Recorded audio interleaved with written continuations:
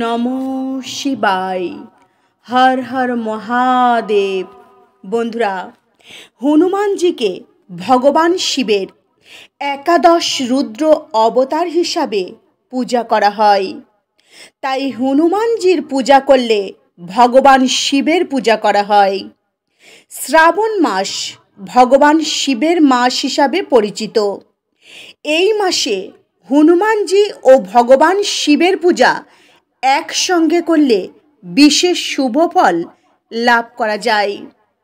বন্ধুরা, হনুমানজি ছিলেন ভগবান রামের পরম ভক্ত এবং ভগবান রামচন্দ্র ছিলেন ভগবান বিষ্ণুর অবতার। ভগবান শিব ও বিষ্ণু উভয়ে পরম ব্রহ্মের দুইটি রূপ। তাই হনুমানজি ও ভগবান শিবের সম্পর্ক ভক্ত ও ভগবানের সম্পর্কের এক উজ্জ্বল দৃষ্টান্তর উদাহরণ।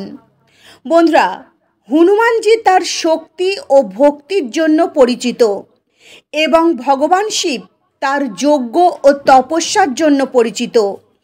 এই দুইটি গুণই এই দুইজনার মধ্যে বিদ্যমান ছিল। বন্ধুরা, হনুমানজি এবং ভগবান শিবের ভগবান শিবের আশীর্বাদ ধন্য এবং ভগবান শিব হনুমানজির শক্তির উৎস। তাই শ্রাবণ মাসে হনুমান পূজা করলে ভগবান শিবের বিশেষ আশীর্বাদ লাভ করা যায় এবং মানুষের জীবনে শক্তির সঞ্চার ঘটে, সুখ শান্তি ও সমৃদ্ধি লাভ করা যায়। বন্ধুরা, এই শ্রাবণ মাসের যে কোনো মঙ্গলবার দিন যদি এই গাছের শিকড় আপনারা ধারণ করতে পারেন, তাহলে সাক্ষাৎ হনুমানজির আশীর্বাদ ও ভগবান শিবের আশীর্বাদ লাভ করতে পারবেন। এর ফলে জীবনের সমস্ত সমস্যা থেকে মুক্তি পেয়ে যাবেন। ধন সম্পদ আপনার পিছনে পিছনে চলে আসবে।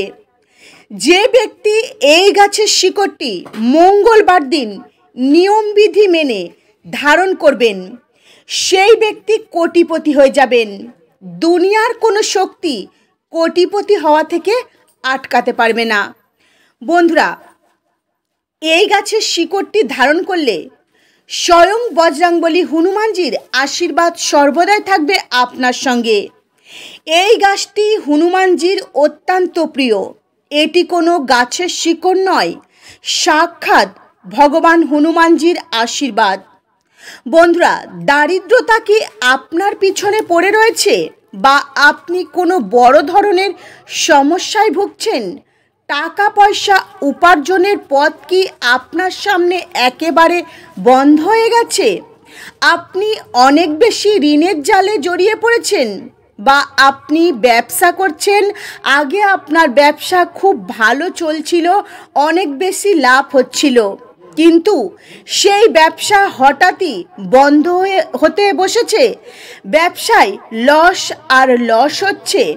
সমস্যা কি আপনাকে চারিদিক থেকে ঘিরে ধরেছে? কি করবেন ভেবে পাচ্ছেন না, দিশেহারা হয়ে পড়েছেন, অনেক বেশি চিন্তা করছেন? তাহলে আপনাদের প্রত্যেকের কাছে অনুরোধ রইল, আজকের এই ভিডিওটি প্রথম থেকে শেষ পর্যন্ত মনোযোগ সহকারে দেখুন। দেখবেন এই সকল সমস্যা থেকে মুক্তি পাওয়ার উপায় খুঁজে পাবেন। আর বন্ধুরা, ভিডিওটি দেখে ভালো লাগলে একটি লাইক করবেন, কমেন্টে মনে ভক্তি ও ভালোবাসা রেখে জয় বজরংবলী জয় এবং ওং নমঃ শিবায় লিখতে ভুলবেন না। বন্ধুরা, এটা কোনো সাধারণ গাছ নয়। এই গাছের কথা পুরাণে লেখা রয়েছে।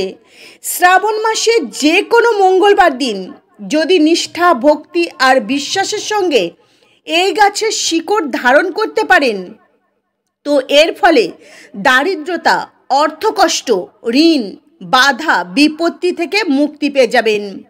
হনুমানজির আশীর্বাদে আপনার ভাগ্য শক্তিশালী হয়ে উঠবে। রাহু কেতু শুভ প্রভাব আপনার জীবনে দিতে শুরু করবে এবং আপনি যে ব্যবসায় করবেন, যে কাজই করবেন, তাতে কিন্তু প্রচুর পরিমাণে লাভবান হবেন। আর আপনার জীবনে যে ধন আসবে তা দ্বিগুণ পরিমাণে বৃদ্ধি হতে শুরু করবে। এক কথায় বলতে গেলে এই গাছের শিকড়টি ধারণ করতে পারলে আপনার জীবনে যে সমস্যায় থাকুক সেই সকল সমস্যার সমাধান খুব সহজেই হয়ে যাবে স্বয়ং বজরংবলী হনুমানজির আশীর্বাদে। বন্ধুরা, হনুমানজি হলেন সংকটমোচন দেবতা। তাই তার ভক্তের ওপর যদি কোনো সংকট বিপদ আপদ আসে তো স্বয়ং ভগবান হনুমানজি তার ভক্তের জীবন থেকে সমস্ত সংকট হরণ করে নেন। বন্ধুরা, সপ্তাহে প্রত্যেকটা দিন কোনো না কোনো দেবদেবীকে সমর্পিত করা হয়। ঠিক তেমনি মঙ্গলবার দিনটি হনুমানজিকে সমর্পিত করা হয়। এই মঙ্গলবার দিনে হনুমানজির পূজাপাঠ করা হয়। আর যে গাছের শিকড়টি আপনাদের ধারণ করতে বলছি, এই শিকড়টির মধ্যে রয়েছে হনুমানজির দিব্য শক্তি। বন্ধুরা, অনেক সময় দেখবেন হাজার হাজার লাখ লাখ টাকা খরচ করে আমরা রত্ন ধারণ করি, সেই রত্ন অনেক সময় নকল হয়ে যায়। এর ফলে সেই রত্নের কোনো শুভ ফল পায় না। মানুষ আমাদেরকে কখনো কখনো বোকা বানিয়ে দেয়, ঠকিয়ে দেয়, কারণ আমরা রত্ন চিনতে পারি না। তাই মাত্র কয়েক টাকা খরচ করে যদি এই গাছের শিকড় বিশ্বাস করে ধারণ করতে পারেন যে কোনো মঙ্গলবার দিন, তো আপনার জীবনে মঙ্গল হবেই হবে। আপনাদের গাছের শিকড়ে কেউ কখনো ঠকাতে পারবে না। গাছের শিকড় নকল হয় না, বা আপনি নিজেও কিন্তু এই গাছের শিকড় তুলে এনে ধারণ করতে পারবেন। এই গাছের কথা হাজার হাজার বছর আগে থেকে পুরাণে লেখা রয়েছে। বন্ধুরা, এই শিকড় কিভাবে ধারণ করবেন আর এই শিকড় ধারণ করতে গেলে কি কি নিয়ম পালন করবেন, চলুন জেনে নেওয়া যাক। বন্ধুরা, এই চমৎকারী গাছের কথা আপনাদের জানাবো, মাত্র 2টি গাছের কথা জানাবো। এই 2টি গাছ কিন্তু ভীষণই চমৎকারী। এই গাছের শিকড় আপনারা ধারণ করবেন, সাক্ষাৎ দেখবেন হনুমানজির কৃপা ও আশীর্বাদ থাকবে আপনাদের ওপর। এই গাছের শিকড় আপনারা যে কোনো মঙ্গলবার দিন ধারণ করবেন। আর তার আগের দিন অর্থাৎ সোমবার দিন খুব সকাল সকাল ঘুম থেকে উঠবেন, সূর্য ওঠার আগে স্নান করবেন, শুদ্ধ বস্ত্র পরিধান করবেন, 1 ঘটি জল নেবেন এবং একটি ধূপ নেবেন, সোজা চলে যাবেন এই গাছের গোড়ায়। প্রথমেই এই গাছের গোড়ায় 1 ঘটি জল ঢেলে দেবেন, ধূপটা জ্বালিয়ে দেবেন, হাত জোর করে প্রণাম করবেন, বলবেন, হে বৃক্ষ মহারাজ, আমি তোমার শিকড় নিয়ে যাব। তো যে মনস্কামনার জন্য আপনি শিকড় নিয়ে আসবেন সেই মনস্কামনা অবশ্যই বৃক্ষরাজকে জানাবেন।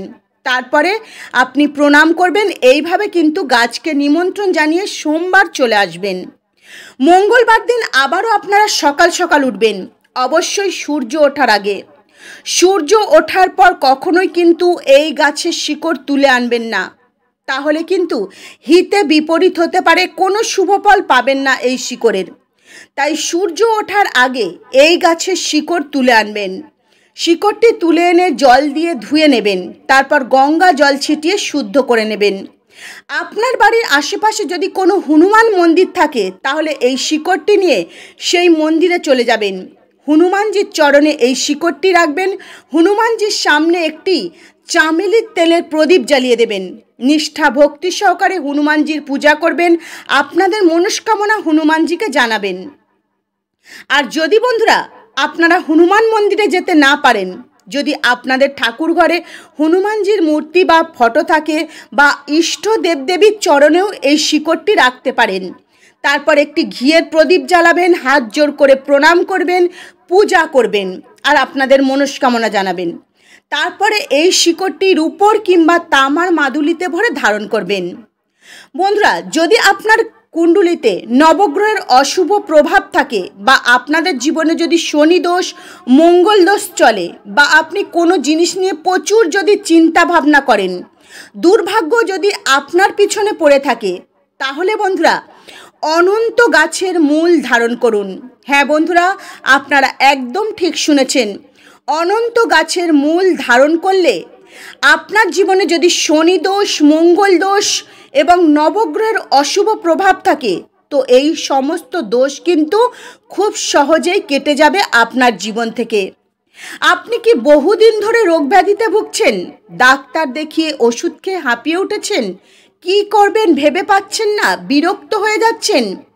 তাহলে অতিবলা গাছে শিকড় ধারণ করুন।